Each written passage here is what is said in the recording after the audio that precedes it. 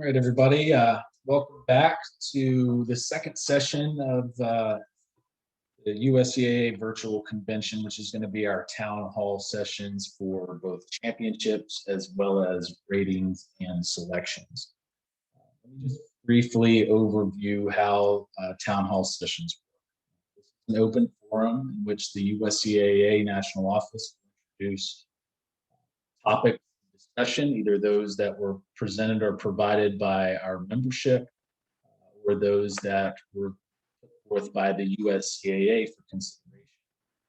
As a member-driven organization, the USCAA has always wanted to have these town hall sessions at our national convention so that we hear from people that we serve, our athletic directors, our coaches, and administrators. You can provide us positive suggestions and give us feedback for potential change to our process. We have standing committees for both our national championships as well as our ratings and selections. So what will happen today is we'll introduce certain concepts. We'll provide an opportunity for each of our attendees to, again, have a voice, provide feedback, ask questions if necessary. And we'll take that discussion and that conversation to committee. Committee will provide recommendations back to the USAA national office. Those recommendations may be a change to the process. They may be some research that the committee wants us to conduct in order for review in the future, or they may suggest that we take no action. But it's really important that we try to have as much consensus around different things that are said. This isn't a forum for us to knock down anyone's ideas, but we do ask that you state your opinions, your feelings, things. Again, this isn't an opportunity for the national office necessarily to make comments about our own feelings. It's a membership-led forum. So we will try to avoid saying how we feel about things But if there are questions about processes or you need some clarification, feel free to ask. Due to the virtual format, what's going to have to happen is if somebody wishes to speak on a particular topic, you'll use the raise your hand feature, which is should be located at the bottom toolbar of your Zoom. Once you raise your hand, one of us, BJ or myself, will identify who is raising their hand, and we will allow you to speak. We do ask as you come on, just introduce yourself with your name and the institution.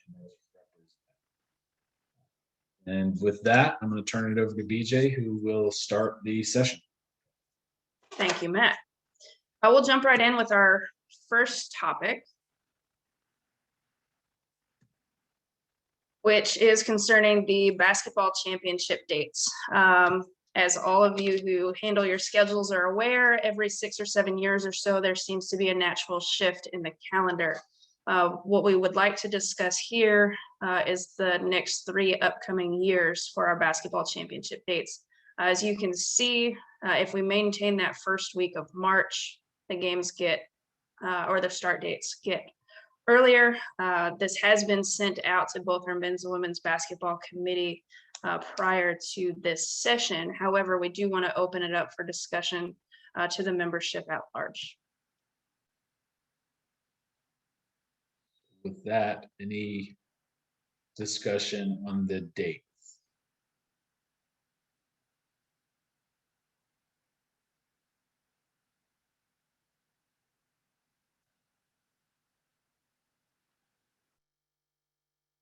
Raised. If not, what will happen is the dates will go straight to committee. We'll take recommendations from the sport committee and also in speaking conferences to determine which dates. Okay, see, Ryan Erie, I think I have allowed you to speak. Go ahead. Yes, can you hear me? Matt? Oh, this is Ryan Erie, the PSUAC commissioner. From a conference perspective, the later the dates, the better for us in terms of fitting in the schedule, especially 2025 and even 2024. When the calendar pushes up that early, it's really challenging with most schools that don't play a lot over the holiday break for us to fit in a full schedule, both our conference and non-conference. So our preference would be for later dates. Thank you. Thank you, Ryan. Any other comments or feedback from the membership on our basketball dates?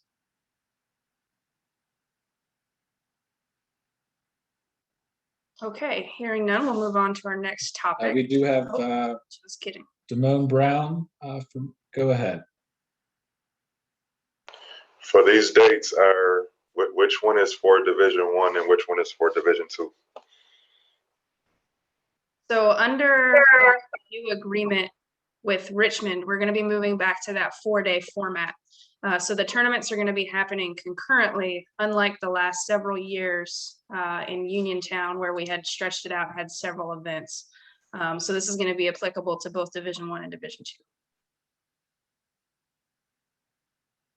One other note, just for anybody who does raise their hand, please make sure that you lower your hand after you're done so that we know you don't speak. Thank you. Anybody else?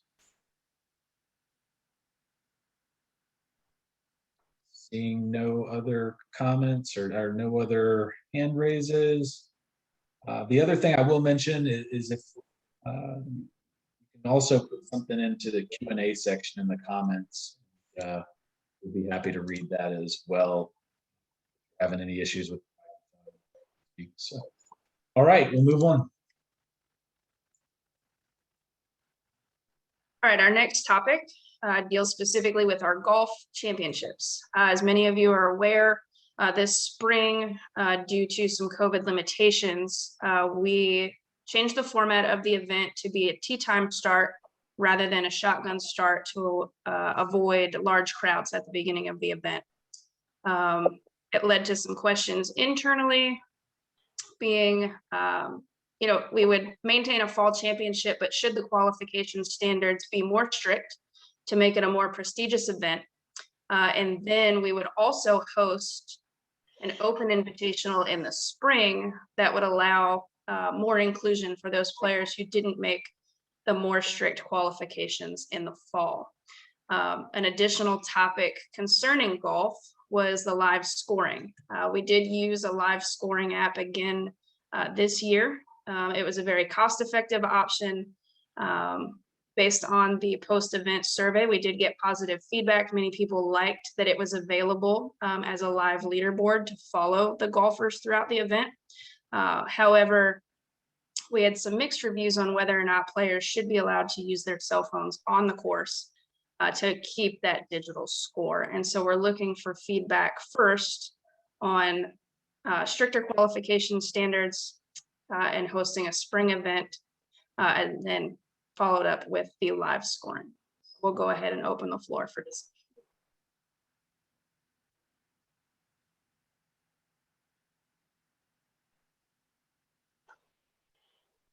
Questions or comments on that? Not seeing any hands raised. Just to piggyback on what BJ said, this is just a consideration that we will send to the championships committee as well as to our golf committee, and to say, do we want to make the size smaller for our national championship to be able to have those tee times and then host an open in the spring? Great. We're going to have some comments. Let's start with Dan Raymond.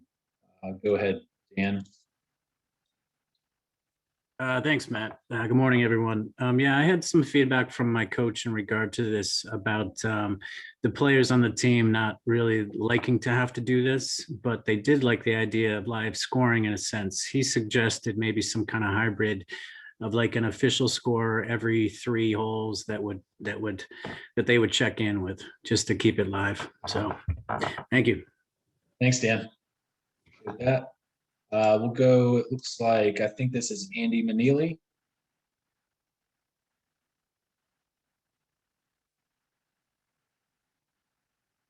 Andy, just need to Got it. There you go. Yeah, to echo, the kind of the hybrid model is kind of something I had been thinking about. Also, and because if we can figure out a way to go back to that shotgun start, especially on the second day, just trying to figure, because if you're going later in the day and you got a long way to travel, you're almost guaranteed, an extra hotel stay, which for small budgets is can be kind of troublesome. So if any way we can work into that, at least a shotgun start for the second day, or going back to the shotgun start overall, I think that might be helpful for budgets and everything. Thanks, Andy.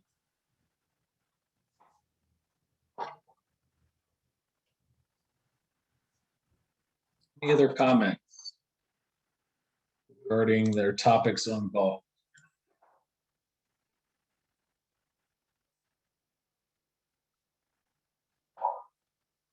Seeing none. None. All right, we'll move on to topic number 3, which concerns the championship banquets. This spring, again, due to COVID limitations, we had to do away with the banquet simply because we could not get such a large group of people inside a facility. Again, it generated some thoughts internally. Just to summarize, what we did at the World Series was we used the digital display boards to our advantage and created an awards presentation that essentially removed all physical contact. So we were able to recognize our award winners, display their photo with their award on the big screens, and then post award ceremony, they were able to pick up their awards and use the backdrops to take any photographs that they wish to have. Prior to that, the discussion had started with our basketball championship moving to Richmond, and we wanted to look at enhancing our skills competition, and we had talked about integrating the award ceremony with the skills competition, obviously using an in-person format so that we don't lose the personal nature. However, it eliminates the need for the championship banquet as a separate dinner. So we wanted to have an open discussion on the value of the banquet. Is it worth the cost to our member institutions to have a formal sit-down dinner? And get a feel on your thoughts on an integrated awards and skills competition, and hear some feedback on what we can do as social events for the other sports, specifically during fall championship week. Thanks, BJ. Just to piggyback on that for just a second, this by in no means is saying that the USCAA is currently considering removing banquets. That's not something that we're talking about, but we just want to hear back from the members. I mean, if any of you has gone to a wedding, you know, these banquet facilities and places, you know, they're charging $40 a plate for rubber chicken. So it's really hard to cost effectively provide that food service aspect sometimes. But we just want to hear some feedback on what you hear from your coaches, from your student athletes regarding their banquet experience as we determine whether we make revisions or recraft those in any way. So any feedback on that?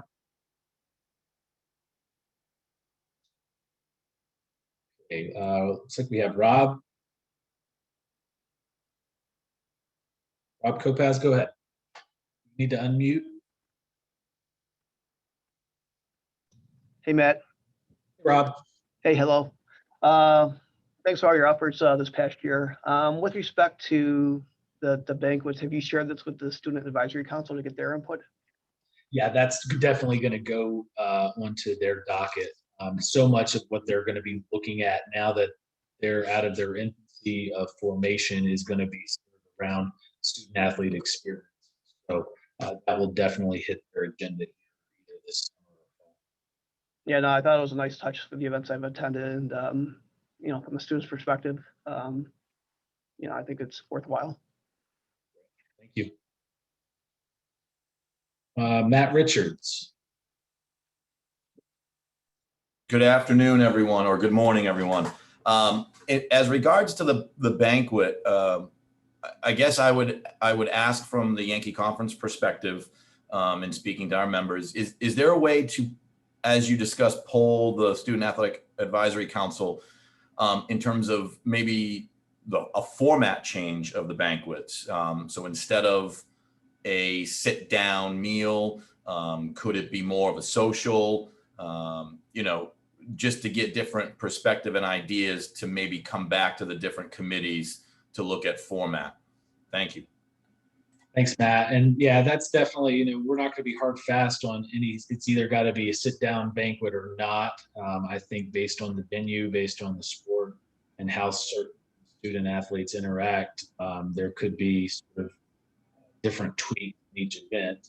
It went off pretty well for baseball and softball to be able to have a home run derby and in between rounds, give the student athletes a break by announcing the award winners.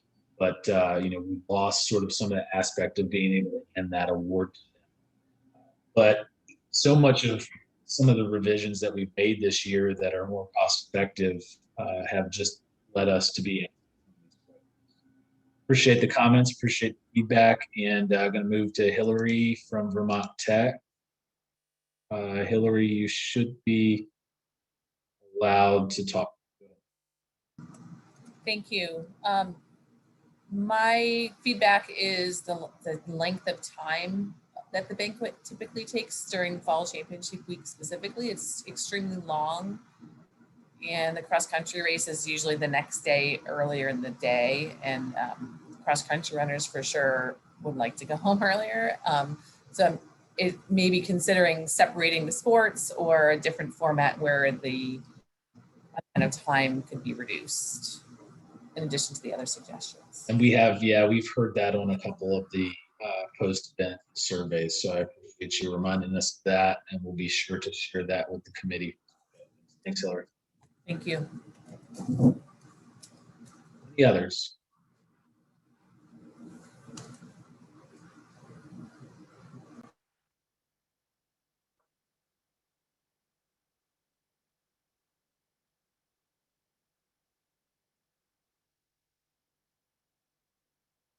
Okay, hearing nothing else, we'll move to the next topic. All right, topic number 4, along the same lines, deals with championship programs.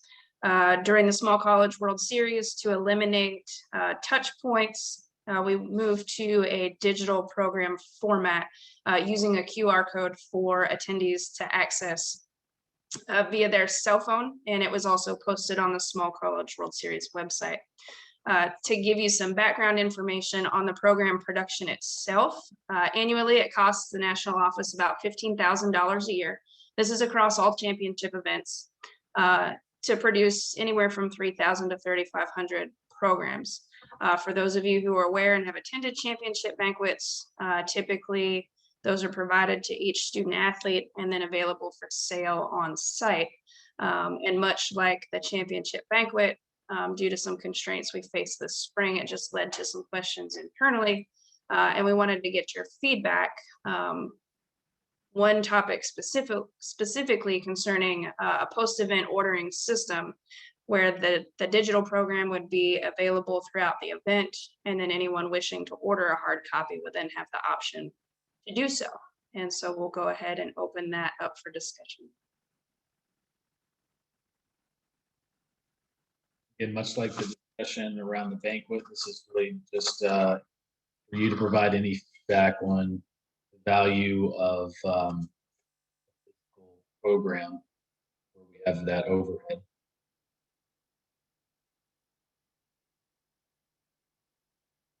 If there's no comments, and we can just send that to committee.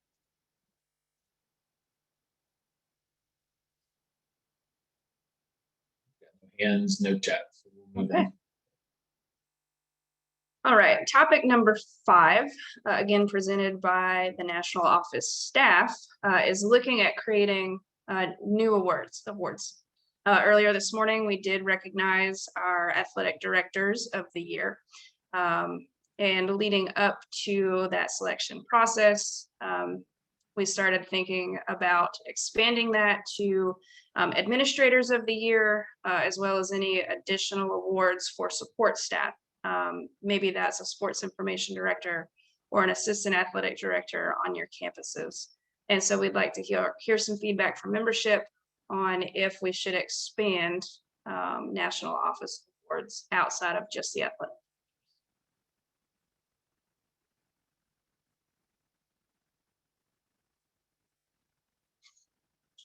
All right, we've got a hand raised. Lou Zadecki. Go ahead, Lou.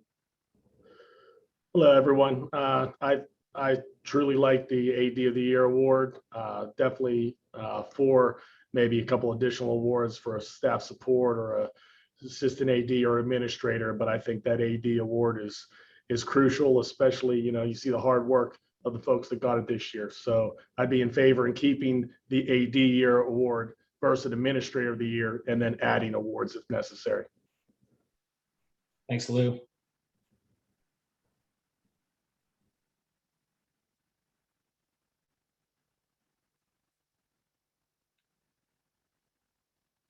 Any other comments in that regard?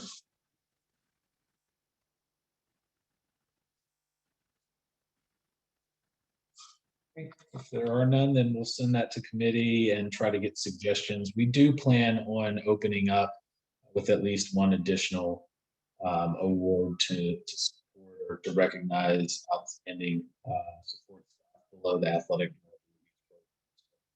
Do our work and our due diligence to vet that and look at criteria for that award and how it can be recognized.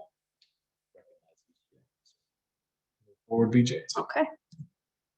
Our next topic of discussion deals with in-game and post-game media.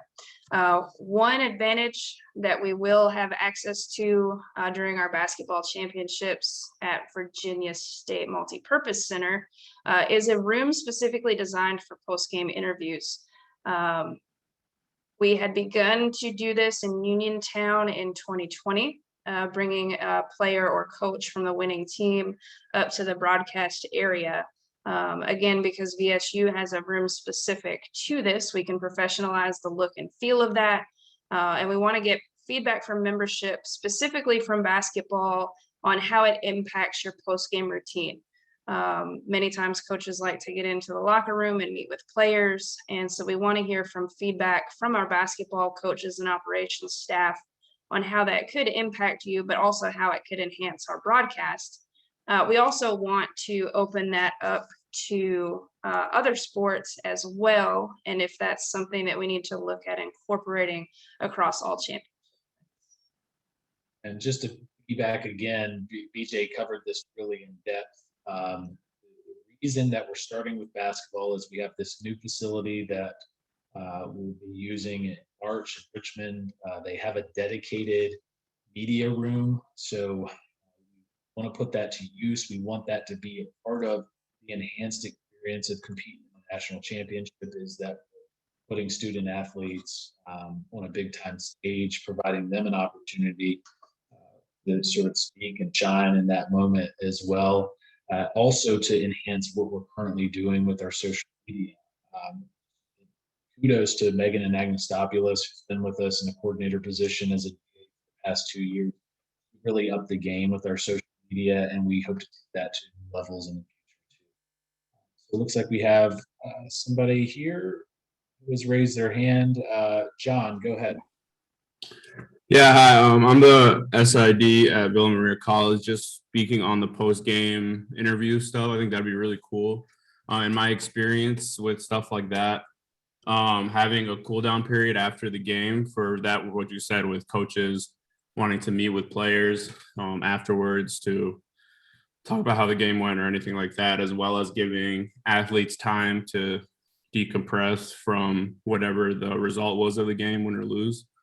Having a cool down period afterwards before going into a post-game interview would be ideal. And then for something like that, just out of curiosity, who would be running like questions and who would be asking questions and all that stuff? I guess would just be my question. Who would be running that room, I guess?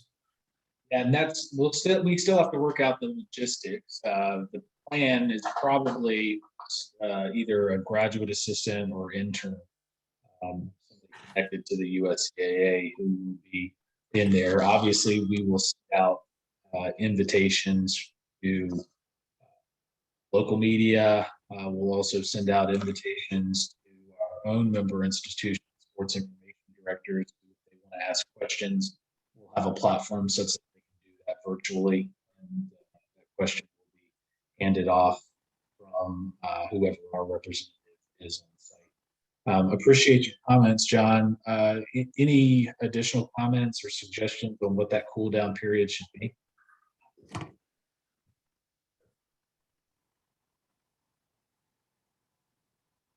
Anybody else with comments related to this particular topic?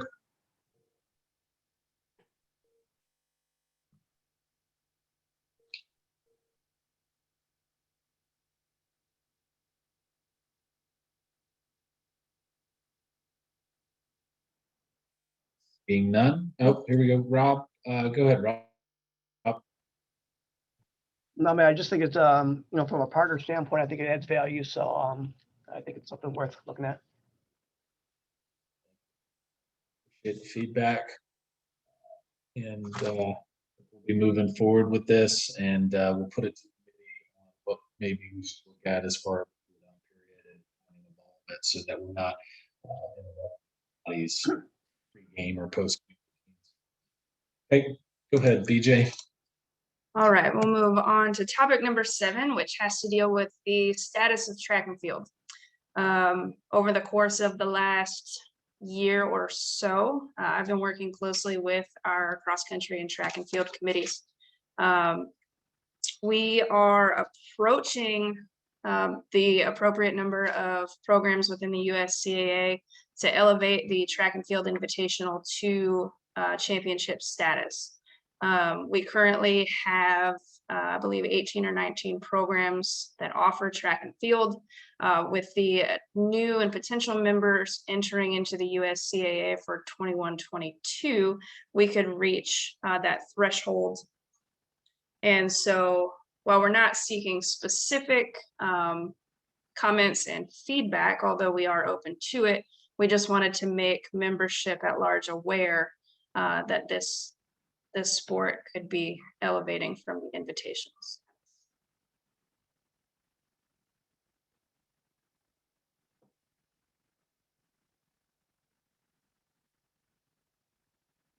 Hand raised, Dan Raymond. Go ahead, sir. Hey, thanks. Yeah, I was just looking for, what do you think on the timeline when that would be? Thank you. Dan, our expectation is to get one more solid national invitational off next spring, but to be talking about the elevation of championship status for the budget for 2022-23. Thanks. That's when we hope to have this implemented fully as a national. But we do want to enhance and elevate the experience even more at this year's track and field. And I know in BJ, it's a priority that our office is even more involved in planning of that event than we have in the past, such that it's an easy transition to national championship status moving forward.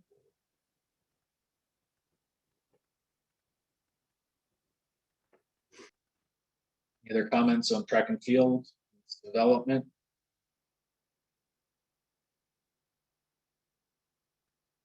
Seeing none. Go ahead. All right, Matt, I'm going to be turning this one over to you to provide a status update on the national office and its emergence. I want to just have a status update where we are right now with emerging sports, USCAA. The first one is football, and this is just an elephant in the room that needs to be discussed. I know a memo went out this past year to our football playing institution. Now we're only down currently. So while we'll continue with a reduced number of player of the week with just one player of the week moving forward, and a potential for a reduced, very small record of an all USA team this year. There is no allocated funds or budget towards football, and will be discussed by the board of directors whether we intend to have football as any type of record after the upcoming season. There's been one development with this recently. I don't want to go into it too much simply because it hasn't been vetted, discussed with the board of directors, but there's a group who has approached us about making the USCAA as the umbrella for what is a club football situation. So that will be discussed, but we really need to get the numbers up, and we need to move fast, and these folks are fading away. Wrestling is another one that we've seen consistent decline in over the past 5 years. We're now down to 8 programs who have wrestling in the USCAA. We do have a small portion of funding allocated to the Wrestling Invitational for 2021-22. That is another sport that will be discussed by the USCAA Board of Directors over the course of the next fiscal year and determining its viability. Obviously, the elephant in the room of the sport that's growing and growing fast is esports. And we are planning on putting together a committee to look at esports this summer. Andrew Morong of Central Maine Community College has agreed to chair this committee. And some of you may be aware already that the Central Maine has really done a heck of a job in putting together their esports program. They have an outstanding esports facility. We're going to be putting together that committee from esports coaches from around the association and tasking them with questions of the structure of esports in the USCAA, everything from what games we'll be playing to what awards we would offer, what the structure and fiscal situation would look like in hosting a national championship, and ultimately the feasibility of whether the USCAA can afford to start esports by next year. We are going to be aggressive with this committee and looking at what the USDA can do to provide more opportunities for recognition for our member institutions. And we are seeing several member institutions who are starting esports now. So we'll be looking at that. Other sports that have been brought up in the past just to keep our eye on, they're not emerging sports, are lacrosse, indoor track and field, tennis. We welcome the membership to provide feedback on any additional emerging sports, but it seems like we have a pretty good pulse on what's going on. Looks like we have a question that came in the chat. It says, are we looking at the WTT co-ed format for tennis or standard format? Yeah, what that's referring to is a couple years ago, the WTT had come in with a co-ed format for tennis. Did not seem to get any traction. USCA playing tennis to do that format, so tennis is really just being looked at under the traditional format as an emerging sport. We'll have to get those numbers up as well. I believe at last count, do you have that? We were at 5 or 6 programs who had tennis. So and those numbers need to go up to at least 8 before we look at it as an emerging sport. Any questions on status of emerging sports? Any comments, concerns?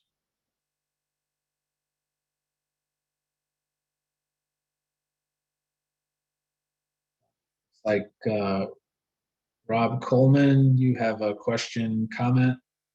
Go ahead and raise your hand and I'll be able to. Go ahead, Robert. Good morning / afternoon to everyone. Just had like first my question was, did you say something, your mic kind of broke up, about football potentially bringing in club teams to kind of be a part of our members? We would not bring club teams into the USCAA. That's talking about there would be a restructure of USCAA football in order to do that, and it would have nothing to do with other sports. USCAA is not a club organization. We're not allowing club teams. I want to be very specific about that, to compete against our varsity athletic teams. Under that scenario, if we were to look at it, football would just be separate from all other sports and be a single sport, which I'll talk about it a little later, but single sport offerings in sports outside of our traditional sports is something that will be brought up in the strategic. And my comment for everyone was something that we're actually looking at here, Albany College of Pharmacy and Health Sciences, is we have the facility to host football, and we're looking specifically at sprint football, which is 185 pounds and lower. The recruiting for it is plentiful, especially in our area in upstate New York. So I just wanted to throw that out there. That's something that we're looking into to kind of get into football, but more of a niche. So thank you. Thanks, Rob. We're familiar with that. Actually, Ryan Erie and I have had conversations about the football league in the past. So thanks for bringing that up. We're going to move on to Nick Dmitrievsky. Go ahead, sir. Hey, Matt. How many lacrosse programs do we have?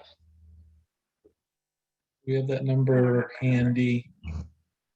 The last time I looked it up, it was 2, but we'll get that out and make sure that we communicate the current count on lacrosse. There were only a couple last time I checked. It's such an emergent sport. You don't think that could rise quickly here? What was that question again? I missed it. It's such an emerging sport, like it's really popular in our area. You don't think that can rise here rather quickly? Well, that's the reason we're looking at it at all, and is because the fast-paced growth, especially in the Northeast, where we have a strong concentration of member institutions. These things take time generally, and it's always sort of the chicken egg theory of, are member institutions in the USCAA going to start it if other members aren't playing? What are the opportunities for recognition? What are the opportunities for championship play? But we want to make sure that we continue to keep it at the forefront, as it is a very hot sport in the Northeast. That our member institutions know what's going on and know whether they should at it as a. But we'll provide an update to everybody once that firm number of how many programs we have lacrosse. Great, thank you. Thank you. Anyone else with questions or comments related to emerging sports? Andy, we saw your question. We will get to you. Nick, did you have your hand up again? Thank you. All right, we'll move forward.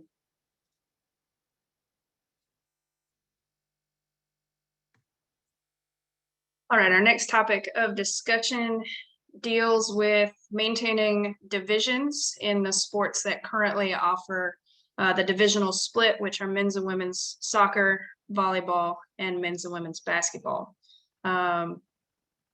I know that several years ago, this was a large discussion in the addition of divisions, especially given the membership numbers due to COVID. It's caused some internal communication on whether or not we want to revisit that based on the number of programs that would still qualify as Division I programs. And so we're just looking to hear feedback from our membership on whether or not divisional split should be maintained. And as we wait for anybody to raise their hand on this or discuss it, again, this is another discussion point that has come out of the strategic plan.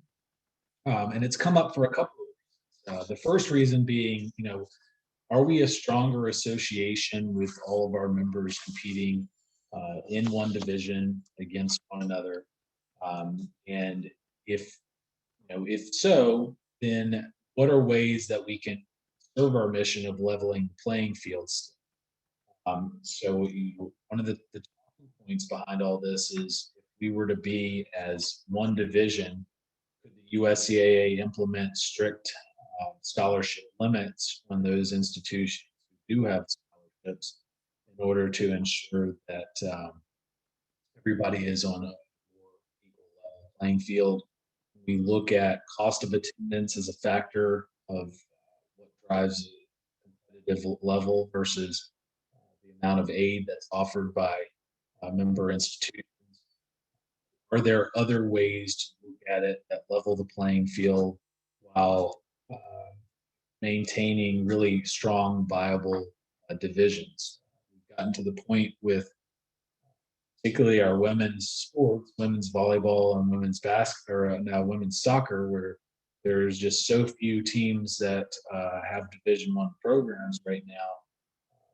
Struggling to get teams or 6 teams who are viable enough to compete for national championship. I want to welcome feedback and discussion on this topic. I know that at the heart of the decision that the USCAA really wants to ensure that if we look at this, if we do it, that we're going to do it right and continue a lot of American small colleges. That Matt Richards, you had your hand raised. Go ahead. Yes, thank you. This has been a topic for many years in discussion, and I think the important piece for membership to consider is if we go back to a one divisional format, I think on the table we've got to talk about the coined phrase of leveling the playing fields, and when you have scholarship programs playing against non-scholarship programs, if we're going to go back to a one division format, just as you mentioned, Matt, I think there needs to be a layout plan given to the membership around the topic of what would we be allowing or what would be permissible from a scholarship level allotment to allow to have one division. Thank you. Thanks, Matt. And another follow-up from this convention under this topic of discussion, we'll provide the membership profile that the USCAA developed about 1.5 years, 2 years ago, which goes over our everything from the EADA broken into statistical breakdowns of what the mean and medians are for scholarships of Division I programs currently, what the budgets are, and then what cost of attendance looks like the majority of our statistically member institutions. Any additional comments? We still have a ways to go in this particular regards of doing our research and homework and talking to our committees. Dan Raymond, go ahead. Thanks, Matt. Yeah, I just, I appreciate the creativity of the group to work with maybe modifying scholarships. But I can tell you right now that my college will never give out athletic scholarships. So that would put us at a disadvantage regardless of how modified and how strict, your scholarship regulations were. I think having the second division creates another opportunity for people to have championships, get accolades. I mean, I think it's important, and I think it's, it's good.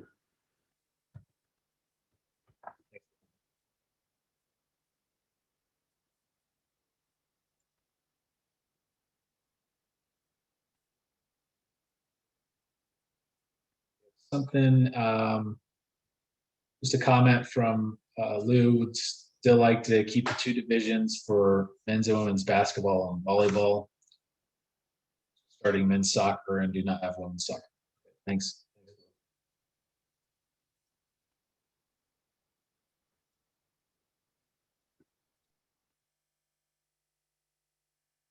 Damone, go ahead, sir. I like the idea of a one conference. If we did something like the scholarship schools have their own conference within like the Yankee conference or the Penn State conference, and then at the end of the season have just one big tournament or 16-team tournament or something like that. But I think separating it is leaving out less chance of opportunity to play games for the scholarship schools who have less schools. Your comments, Damone. Andy?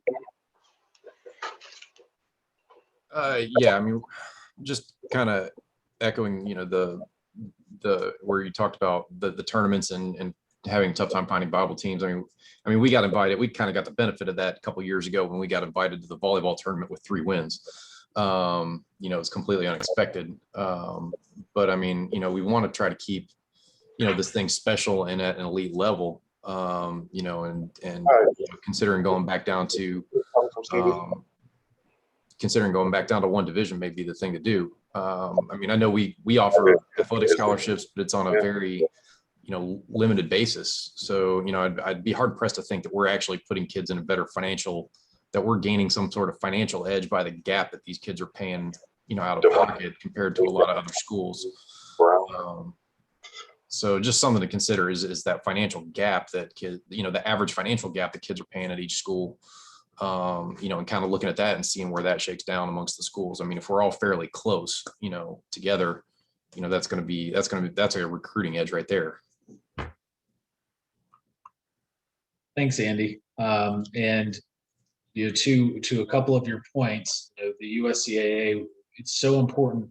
We want to remain credible. We want to remain viable. And like you say, when in Division I and certain sports where we have teams with far sub 500 records into our national championship, the reach, perception, and the PR value of that can be pretty detrimental at times. So in order to be a strong organization, we need to make sure that if we're going to have Division I, that it can be well supported, and if not, that we have rules in place that do level the playing field. So again, I can emphasize that one. Any other questions, comments related to this?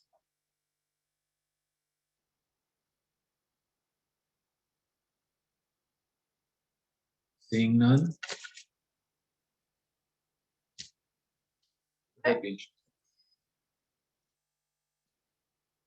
Our last topic is open for discussion on any new business that hasn't previously been discussed thus far.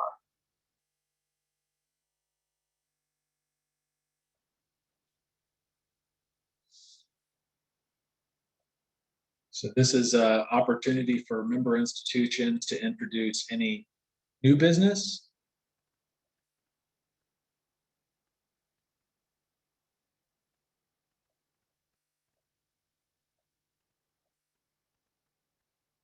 Not seeing any hands raised.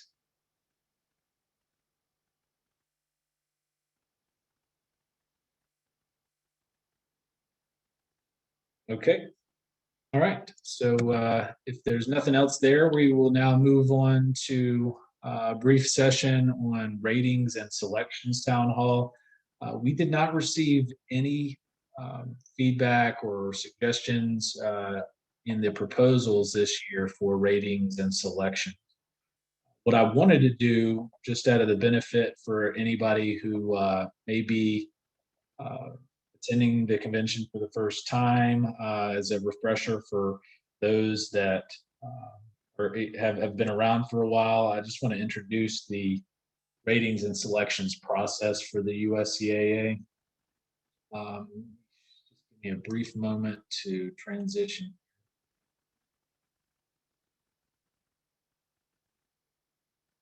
Sharing my screen. Okay. So what I want to do here is the ratings and selections for USCAA championships. You know, each institution submits their results through the Presto Sports reporting system online, and everything starts with the power rating. By the way, kudos to BJ, who led the committee who redid the national office or the USCA website this year. All of this can be accessed now from this members section, and a lot of it can be found once by clicking. But here are the scales, and there's two scales, one for basketball and then one for all other sports. Essentially, you're creating four composite scores based on your wins, ties, or losses, and whether they are home away, and then by the affiliation of the team that you play against. And again, those four composite scores are going to be winning percentage, power rating, schedule strength, power percentage. I'm not going to read all of this, but these instructions show how those scores are put together. Those four composites are averaged divided by 4, and that's how you get your CRS, composite rating number. And that's where you're ranked, power rankings for the USCAA. The next part of that process is the coaches poll process, which was instituted through committee, through this national convention back in 2008 as a way to aid the selections process. And what happens with our coaches poll is we select 6 to 12 regionally selected coaches, sports information directors, or athletic directors. And they look at the following criteria that I have highlighted on the screen: win-loss records, strength of schedule, power ranking, head-to-head contests, common opponents, and score differentials. And then those committees now meet in person or virtually twice per year, once at the midseason break, and then once the week prior to the national championship, which is generally about 48 hours prior to the actual selection. So they will meet, they will vote, and their votes determine the at-large participants for the USCAA National Championship. USCAA additionally grants automatic qualifiers for any conference, recognized conference in the association who has 6 or more participants in any given sport. That, let me unshare so I can bring back up the, let BJ take over here. Give me just a second. All right. And it will take back over so we can go back into our PowerPoint here. But really, are there any questions or comments or discussion that the membership to have had regarding the current selections process or ratings process with the power ranking?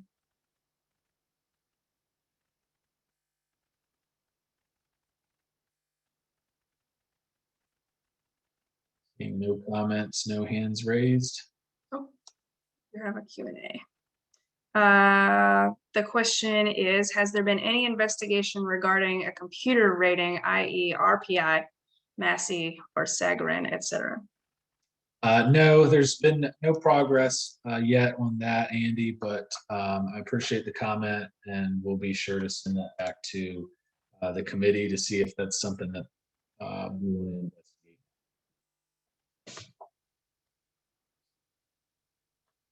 Okay, if there's no additional comments with regards to the ratings and selections process, that will close out this session. I certainly appreciate each of you attending and providing feedback. All of the comments that were generated will be sent to our standing committees. And again, as I mentioned before, those standing committees will present recommendations to the national office. Be sure to share all of that, and that will be communicated in the business meeting of additional actions to be taken. Just looking over the schedule for today, we're going to take a quick break for lunch, and we will come back at 1:30 p.m. with the strategic plan presentation, which will be conducted by President Mike Fisher and myself as we inform our members of what actions, what tactics we plan to take with that plan and how we can get our members more involved. At 3 o'clock, again, we have professional development with Dan Tudor in the virtual escape room at 4:30. We do encourage everybody again to sign up for that. You should have received a registration link if you do plan on it. The virtual escape room as space limited for that. But thanks again for joining us, and we will see you back here at 1:30.